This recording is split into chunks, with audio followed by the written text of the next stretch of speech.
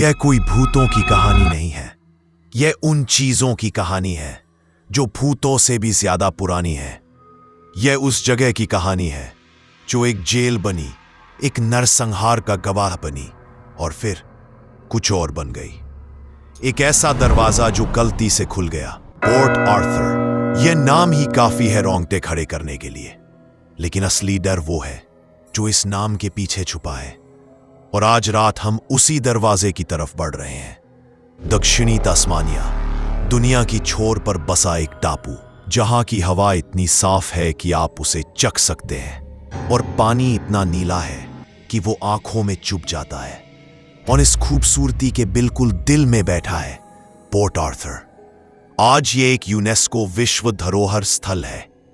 पर्यटक यहां आते हैं, इतिहास को छूते हैं, तस्वीरें खींचते हैं और चले जाते हैं।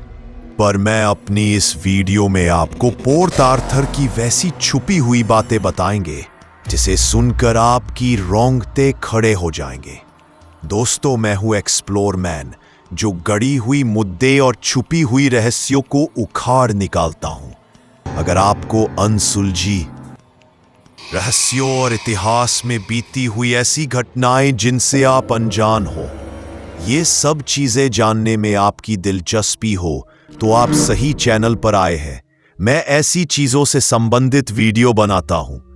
चैनल को सब्सक्राइब कर दे ताकि अगली वीडियो आप तक पहुंच पाए। लेकिन ये पत्थर, ये सिर्फ पत्थर नहीं है, ये साक्षी है। और वो जो कह रहे हैं उसे सुनने की हिम्मत बहुत कम लोगों में है।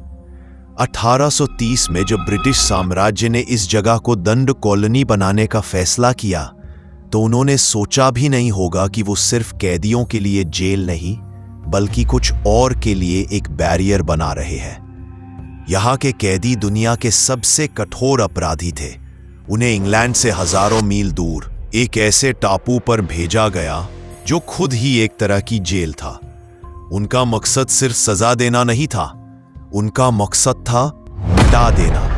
यहां एक आदमी को महीनों, कभी कभी सालों तक पूरी तरह अंधेरे में रखा जाता था। उससे कोई बात नहीं करता था, उसे कोई आवाज नहीं सुनाई देती थी, सिवाय अपनी सांसों और अपने दिल की धड़कन के। मनोवैज्ञानिक कहते हैं कि इंसान का दिमाग ऐसी चरम अलगाव की स्थिति को बर्दाश्त नहीं कर सकता, वो टूट जाता है। लेकिन क्या होता है जब हजारों दिमाग एक ही जगह पर एक साथ टूटते हैं? क्या उनकी चीखें, उनका खौफ, उनकी सन्नाटे से लड़ाई सिर्फ मेटाफर नहीं है? क्या ये भावनाएं, ये ऊर्जाएं इन पत्थरों में समा सकती है, या कुछ और हो सकता है? शायद उन्होंने सिर्फ पागलपन का सामना नहीं किया, शायद इस एकाकीपन ने, इस सन्नाटे ने कुछ और सुनने, देखने, महसूस करने के लिए उनके दिमाग के दरवाजे खोल दिए। दरवाजे जिन्हें इंसान ने लाखों सालों से बंद रखा था। और पोर्ट आर्थर में वो दरवाजे टूट गए। अगर मैं साफ साफ बोलूं तो पोर्ट आर्थर एक जेल नहीं, बल्कि एक नर्क है, जो अपराधियों को जिंदा होते हुए ऐसी नर्क की सजा दी जाती थी। पर एक सवाल खड़ा हो उठता है, क्या वाकई में ऐसी जुर्म की थी लोगों ने जो ऐसी सजा का हकदार हुए, या इसके पीछे कुछ और वजह थी? आइए विस्तार से जानते हैं। मृत्यु यहां एक रूटीन थी। हैजा, टीबी, दुर्घटनाएं, यातनाएं। लोग मरते थे और उन्हें इसी छोटे से टापू पर दफना दिया जाता था। कब्रें, सैकड़ों कब्रें। लेकिन यहां एक विसंगति है। तस्मानिया के आदिवासियों, पलावा लोगों की प्राचीन मान्यताओं में इस तरह की जगहों को बुरी आत्माओं का घर नहीं, बल्कि वीक पॉइंट्स कहा जाता था।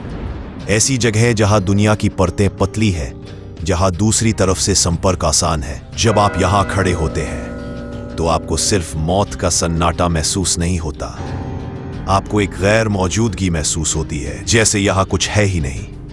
कोई पक्षी नहीं चहचहाता, हवा भी यहां आकर रुक सी जाती है। ऐसा लगता है जैसे ये जगह सांस नहीं ले रही।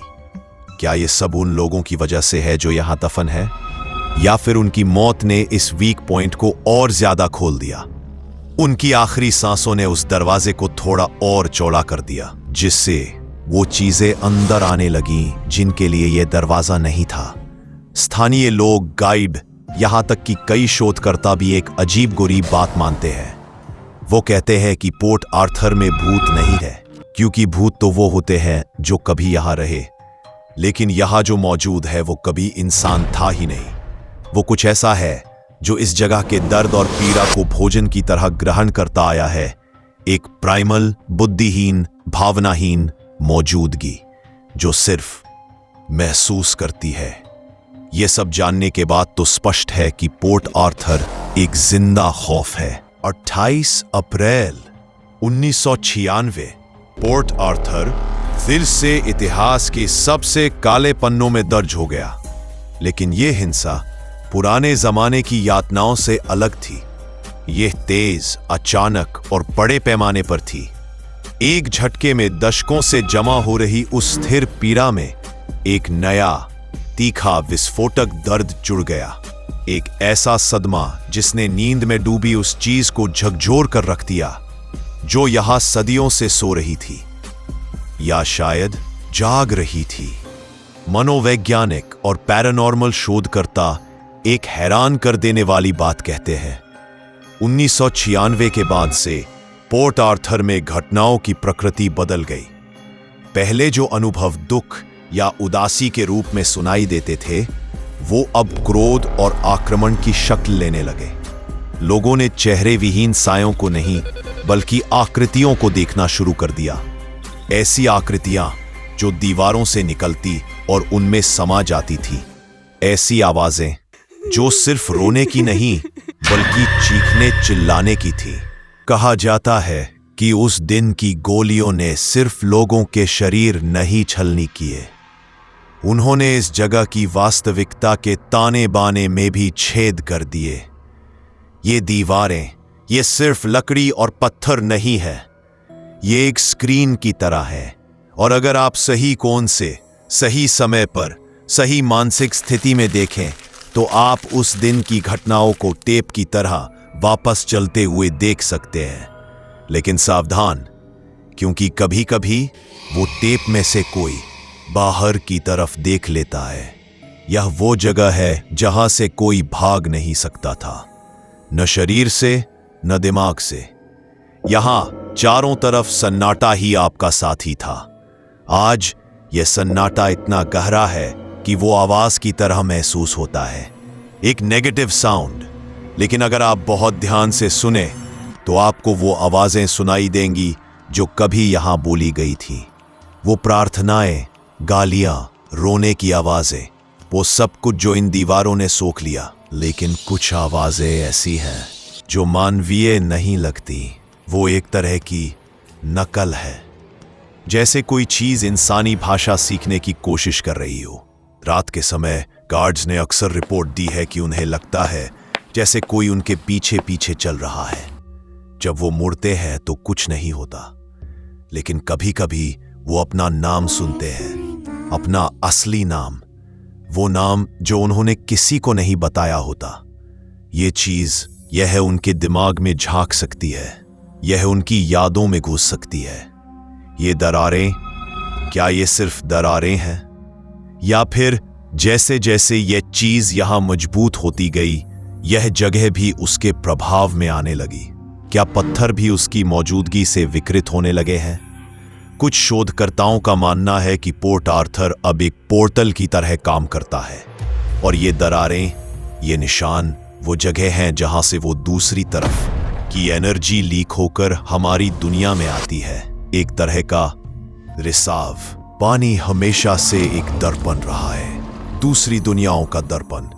पोर्ट आर्थर का यह पानी, यह झील इतनी शांत है कि यह हर चीज की परफेक्ट इमेज बना देता है। लेकिन क्या यह सिर्फ ऊपर की दुनिया को ही दिखाता है, या फिर नीचे की दुनिया को भी? स्थानीय किंवदंतियां कहती है कि रात में इस पानी में कभी न देखो, क्योंकि जो प्रतिबिंब तुम देखोगे वो तुम्हारा नहीं होगा, वो कुछ और होगा जो तुम्हारी शक्ल लेकर तुमसे देख रहा होगा। कई लोगों ने पानी में दूसरे पोर्ट आर्थर को देखने की बात कही है।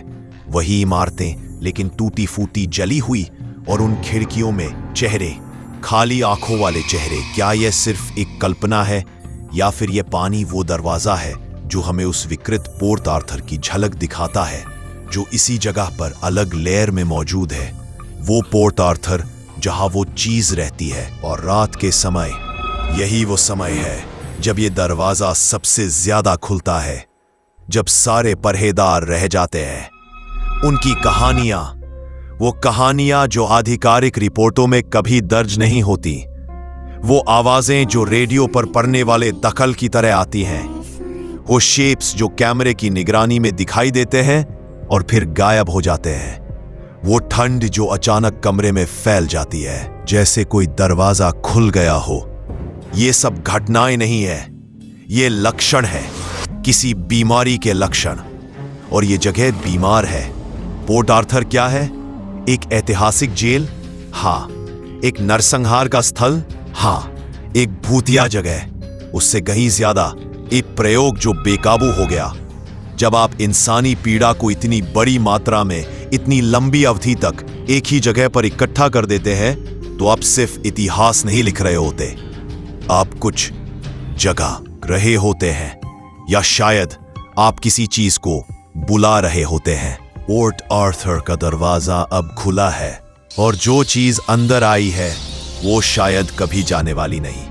वो यहां फली फूली है, वो इस जगह से भोजन पाती है, हर नए सदमे से, हर नई त्रासदी से, हर उस भय से जो एक पर्यटक के रोंगटे के रूप में यहां आता है। तो अगली बार जब आप किसी ऐतिहासिक जगह पर जाएं, खासकर वहां जहां दर्द की गूंज सदियों पुरानी हो, तो सावधान रहे। सिर्फ पत्थरों को मत देखें, उस सन्नाटे को सुनने की कोशिश करें, उस ठंड को महसूस करें, क्योंकि हो सकता है आप अकेले ना हो सकता है आप पर नजर रखी जा रही हो, और हो सकता है वो चीज जो आपको देख रही है उसने सिर्फ देखना ही नहीं, सीखना भी शुरू कर दिया हो। क्योंकि पोर्ट आर्थर अब एक जेल नहीं रहा, अब ये एक दरवाजा है, और दरवाजे दोनों तरफ खुलते हैं।